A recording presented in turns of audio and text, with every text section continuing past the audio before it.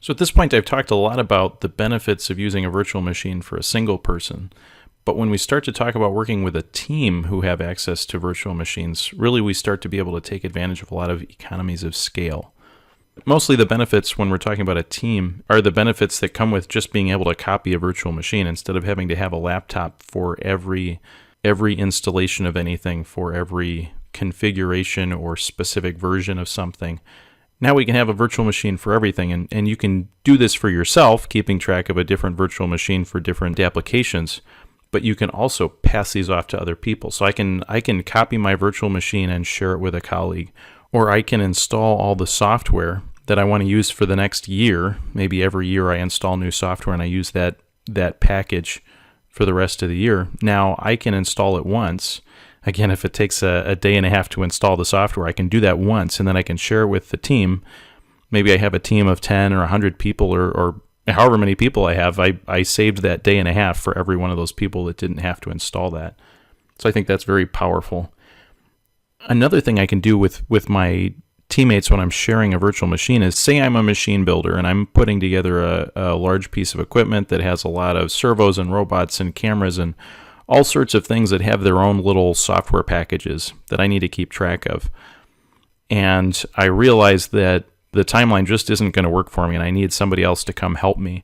Rather than have them have to install all of that software themselves, I've already installed it, I've configured it, it's working with all of the equipment on my machine.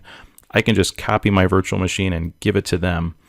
And now they have exactly the same versions, exactly the same software. They don't have to set all that up, and we're on the same page and up and running very quickly.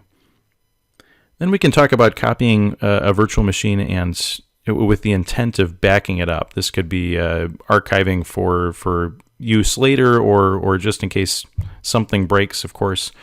When we're talking about working together as a team, we can all keep track of our backed up virtual machines in the same place. Maybe it's a networked drive or something like that. And we can agree on a way to organize that. And then if Joseph goes out and programs a machine, again, maybe this has specific software or licenses or configurations that you don't want to have to guess at, or you don't want to spend the time to get set up again. Joseph can go out and program this machine and archive a version of his virtual machine. And maybe he leaves the company and he's no longer there 3 years later.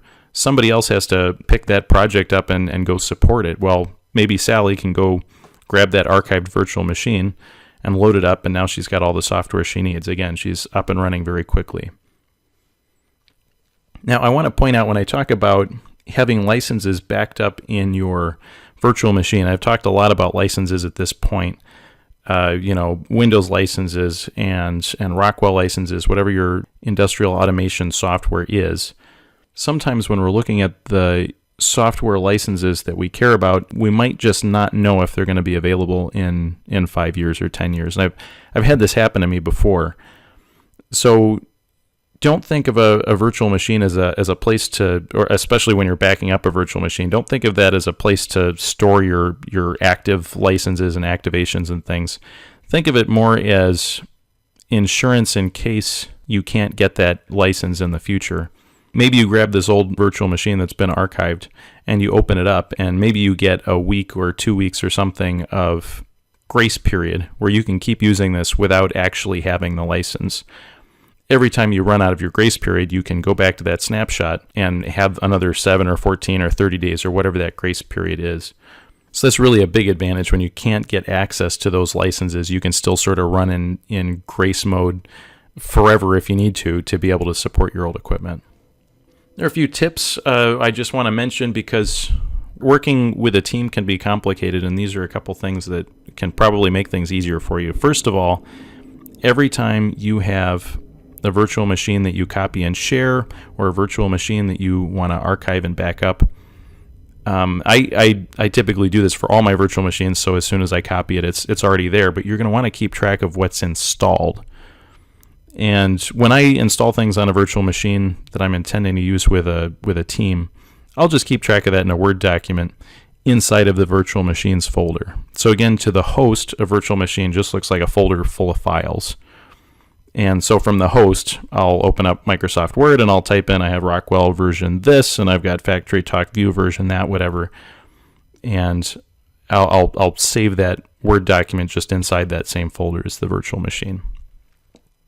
Another thing you really want to pay attention to is if you have a whole team of people that are copying and archiving virtual machines, you really want to have some system in place, some ground rules, so that people are archiving in a consistent way. They're archiving in a consistent place so that you can find it later, even if Joseph leaves the company and Sally's got to pick it up.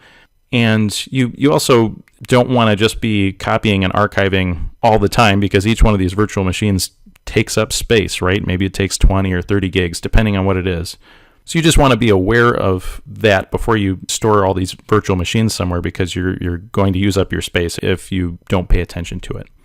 And the last thing I want to mention here is it's a good idea to have someone in charge, someone to kind of champion the effort of making sure there's a good organized system. And sometimes if you do like what I mentioned before, where you have a team of people where they're all going to be using the same or similar software and they want it updated every year, maybe have someone champion that effort.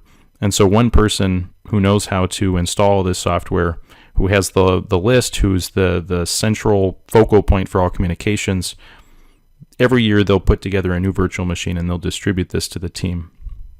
That just helps keep things a little more organized.